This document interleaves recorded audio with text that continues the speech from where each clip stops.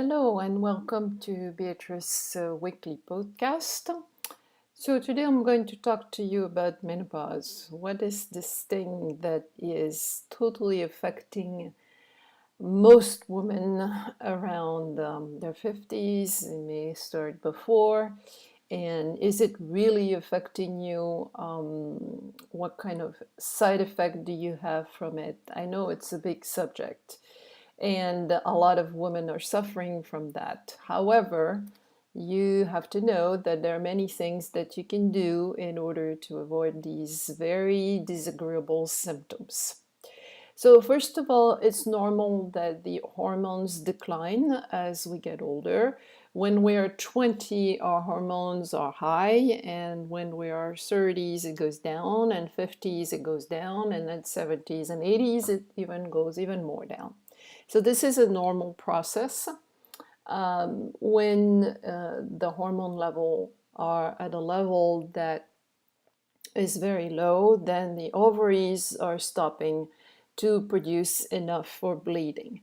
But we're still producing somewhat in some level of hormones. It's not like all of a sudden it's shut down. There's still some hormones left. And the main glands that are going to be responsible for secreting these hormones are the adrenal glands. So the podcast the week before, I told you about adrenals, those little glands that are on top of the kidneys, and they have major functions, major importance. Well, that's one of them. One of them is to compensate what the ovaries are not doing anymore at menopause. So the hormonal system is linked to everything else in the body. As usual, you're going to say or to understand, everything in the body is linked to everything. So your hormones are linked to your adrenals, they're linked to your thyroid gland, they're certainly linked to your liver and your digestive function, and they of course are linked to the brain as well. Usually when I explain the symptoms of menopause and what's happening to a patient, I draw a triangle. In the top of the triangle, you have the brain. On one base, you have the adrenals. On the other base, you have the hormones. And in the middle, I put a T for thyroid. And the communication goes between the hormones and the adrenals both ways. It goes between the hormones and the thyroid both ways, between the thyroid and the adrenals both ways, and the brain, and everything toward the thyroid. The thyroid is in the middle, so it affects the brain, it affects the hormones, it affects the adrenals. I'll draw that if I can and insert that in the podcast, in the videos. So know that if you are suffering from menopausal symptoms such as night sweats, insomnia, lack of loss of libido, dry skin, thinning hair, mood disorders, weight gain, dry everything, dry vagina, dry skin, dry eyes, all of that is due to the fact that you are not secreting as much as hormones as you used to, because these hormones act like lubrication. They make the joints more flexible, they make our body more flexible, but they also affect the quality of our skin, our eyes, our nose, our hair. Everything is affected by hormones. So you have to know that everything is intricated, and if you want to improve your symptoms of menopause, we need to work on everything, on every single mentioned thereafter or above don't remember how we say the thing that I mentioned before. You have to work on your liver, on your digestion, on your adrenals, on your thyroid, and on your brain.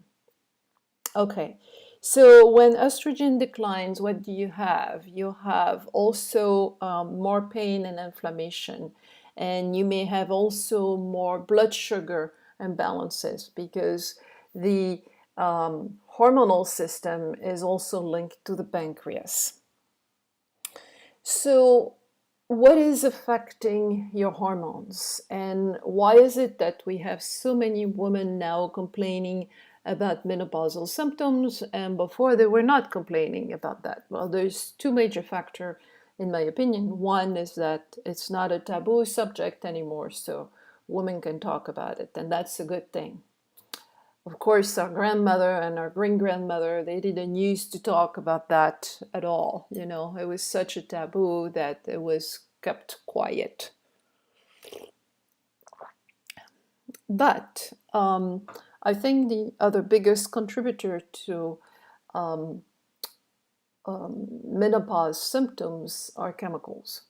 We are in a world where we're completely invaded by chemicals, being in the air, in the water, in the food, on what you put on your skin. If you have not switched yet to completely organic product, I really recommend you to do that right this minute, because cosmetics, perfumes, everything that has to do with body hygiene is really, really, really loaded with chemicals, and it's not even mentioned. Nutrition affects the menopause, and lifestyle, of course, affects menopause. The lack of exercise can affect menopause. The blood sugar imbalances, the more your blood sugar will be off, being either high or low, the more you will have menopausal symptoms as well. You can also lack fatty acids. That's the good fat that I'm talking about all the time. You really need to eat fat in order to nourish your body and to nourish your hormonal system, that's for sure. Neurotransmitters, I didn't mention that, but that's the brain, and it's also totally linked to adrenal dysfunction and hormonal dysfunction. So, what do we do in order to help your menopausal symptoms if you have them? First thing is to look at a blood test, because in a blood test, you're going to check already your thyroid, you're going to check your blood sugar, your liver, your vitamin D level, which is also a very important part because vitamin D is actually a hormone, it's not a vitamin. And it affects enormously your hormonal system. So we need to know what your vitamin D is low, and the bet is that it is low. We need to check if there is an infection somewhere in your body, in your white blood cells, and if there is anemia in your red blood cells, that's going to affect your hormones. And of course, we test also for thyroid with TSH, free T4, free T3, and thyroid antibodies. If you've never been tested, we need to know if your antibodies are positive or not. Then the next test that I do is a saliva. Saliva testing has the big advantage of being very practical. You can do that at home, and we have several choices. So if you're still bleeding and having regular periods, you can do a full panel, and it will last a full month. So you take samples from day 1 of your period, of your cycle, until day 28, if it's still regular, or 24, or 26, or 35, whatever. This is only for women that have regular cycle and are still bleeding on a regular basis. If you don't, if it's erratic, because that will happen during menopause, then we do 2 samples. We do one like we assume would be pre-ovulation, and another one we assume that would be post-ovulation. And if there is no ovulation, no bleeding at all, then we do a 1 sample. But in that 1 sample, we test for 3 estrogens, estradiol, estrone, and estriol. They all 3 have importance. We test for progesterone and we test for testosterone. And usually at the same time, if it has not done, I will run also an adrenal test to see what state your adrenals may be. Then we can assess you looking at neurotransmitters, and the way I assess neurotransmitters is by questionnaires. As you may have heard me or not before, there are labs that are offering neurotransmitter testing. However, I don't think they're accurate yet. I mean, that's a technology that may develop and may get better, but I don't think as the time being it's a very accurate test. So I prefer to use the questionnaires that were given to me by Datis Karazian, one of my teacher mentor. And we look at serotonin production, dopamine production, GABA production, and acetylcholine production, because as I told you in that triangle, hormones are going to affect the brain, and brain affects the hormones as well. If I suspect that there is some digestion issues, then I will run a comprehensive stool analysis panel where we're looking at your digestive function, and we're looking also to see if there's parasites or bacteria or fungus, which, as you know, are very prevalent nowadays. And this is going to affect, believe it or not, your hormones and certainly your adrenals. And that's about it for testing. That's what I like to run in a case of menopausal, perimenopausal, because you can have symptoms like 15 years before your menopause. You know, some women suffer a lot.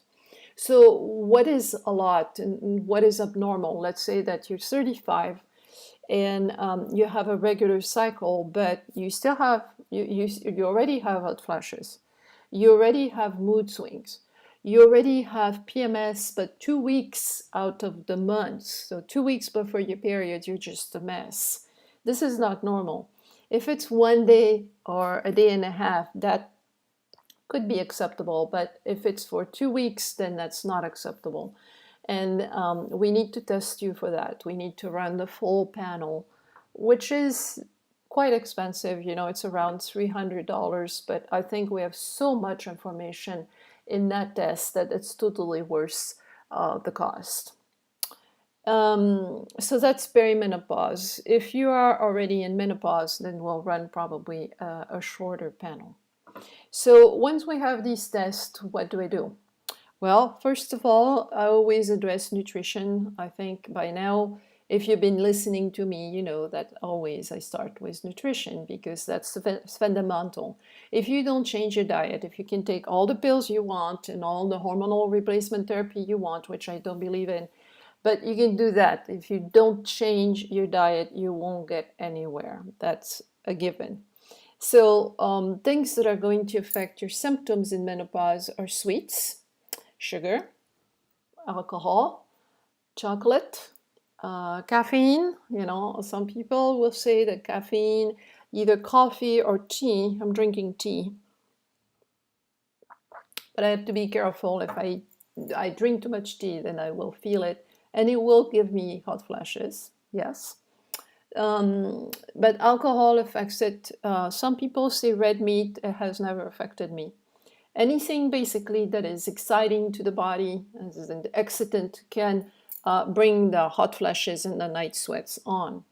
And there's night sweats and night sweats. I have some women telling me that they have to change like 4 times or 5 times during the night their pajamas or nightgown, their sheets, their bed sheets, you know, and their towels. They put towels and they're all soaked. So this is pretty dramatic, but I have had a lot of women complaining about that. And then there's a few little hot flashes, which I will have, for example, if I wake up at night to go pee-pee, then I'll have a little mini one that lasts a minute or two, and then it's over. And during the day, I may have one also, and then it's over. They're not really dramatic. I'm not dripping. Some women are dripping and really have it bad. So we need to look at diet, and that's certainly the first thing to look into it. We need to look at your blood sugar, and certainly hypo or hyperglycemia will affect indirectly your hormones because it affects your adrenals. We need to clear up inflammation. If you have any source of inflammation due to heavy metals, infections, food intolerances, or heavy stress, you're going to see that it affects your hormonal symptoms and your menopausal symptoms. And of course, I recommend everybody to work on chemicals and get rid of the most sources of regular chemicals that you have, and that's in your house, and that's on your body, and that's your food. So buy organic or buy raised, local, raised farm that are not necessarily certified organic, but at least they're doing a better job that food industry is doing. Support your liver and do some detox of your liver. You can do that many ways. I have done podcasts on liver, and I invite you to watch this one. Balance your essential fatty acids. We need fat in order to produce hormones, in order to produce cortisol, but also progesterone, DHEA, and all of the hormones are derived from cholesterol. So eat good food, eat food rich in cholesterol. Support your adrenals. That's a given at menopause. I think you all need to do that. I may have had in my practice over the past 30 years 2 women, really only 2, that told me they had no symptoms of menopause. So as you can see, the majority of women will. And that's why I believe that we should really help the adrenal glands to function better. So I like to recommend phosphatidylserine for adrenals. You can find that in a cream form at Apex Energetics in the form of Adrenocalm KR16. Now, in order to order from Apex Energetics, you need to have a practitioner number. So you can call them and give me my practitioner number, which is P2663. If you don't have a practitioner, they won't sell it to you, and they don't sell over the internet. They're very strict. Support your brain. How do you support your brain? First of all, you rest. You rest and you rest. If you can take breaks during the day and get quiet, do a little siesta after lunch, read a book for 10-15 minutes, that's a good thing. If you can do that, then you need to have a good night's sleep. And when I say a good night's sleep, it's not 5 or 6 hours. It's a full night's sleep between 6, 7, and 8 hours, whatever you need to feel rested when you wake up. And don't go to bed too late, because it's not good for your adrenals, so it's not good for your hormonal system either. Bones. In order to prevent inflammation of the bones, because that's a big concern of women after menopause, is what about my bones? Am I going to break all my bones? And of course, medical professions are scaring you with that. The first thing you need to know is that in order to keep your minerals in your bones, you need to avoid heavy metals. So if you do still have amalgam fillings in your mouth, please remove them. And please remove them carefully with a holistic dentist, nobody else. If you had vaccines, the heavy metals are in vaccines. So do a homeopathic treatment to get rid of the side effect and the remnants material that may be in the vaccines. And if you have been exposed to modern life, then like we all do, on a regular basis, I recommend to do a heavy metal detox protocol, which I recommend. So that's the first thing for bones. The second thing is to exercise. You need to apply pressure to your bones with your muscles in order for the osteoblasts to be stimulated. I did a podcast on that too. And you need vitamin D. I don't believe in giving vitamin D supplements. The only thing I recommend is fat from animals that are farm raised and pastured raised, because they do contain vitamin D. And I do recommend cod liver oil, but not any kind of cod liver oil, only Rosita or green pastures. We can use herbs if we need to. Some women have success with maca. Maca is a root. You can find that in any health food store. and it tends to help menopausal symptoms. I don't believe in estrogen replacement therapy. Although our hormones indeed are lower, it's still a problem to supply with estrogen replacement therapy because it creates an imbalance between your hormones. So I don't recommend that. I don't recommend to eat soy either, because I believe that most cases, in most women, they have dominance in estrogen even after menopause, and they have a lack of progesterone. I have had recommended progesterone, natural progesterone in the form of cream or in the form of oral, a little trocket from Baswecken that you could do, but estrogens, I've never had to do that ever. It's a big mistake to believe that we're lacking estrogen and that's why we have these symptoms. What we're having is an imbalance between our hormones. And that's about it. I think lifestyle is a major thing, diet is a major thing. I don't use much herbals and I don't use much hormonal replacement therapy. I address all of the issues that I mentioned before, and usually the symptoms go away or they diminish to a point that is very tolerable. How long does it going to last? You know, I've been menopause for already several years, and it's very mild for me. I don't really suffer from it. I don't know, 5, 6, 7 years, or maybe 10 years for some women. I have seen in my practice that when women have taken hormones, hormonal replacement therapy, it delays the symptoms. So you may not have them for 10 years, but then when you stop, they will come back with a vengeance. So I don't think it's a good idea. All right, that's my little speech for today about hormones. Please feel free to comment and to ask questions if you have them. I'll be happy to answer. And you have a good week. Bye.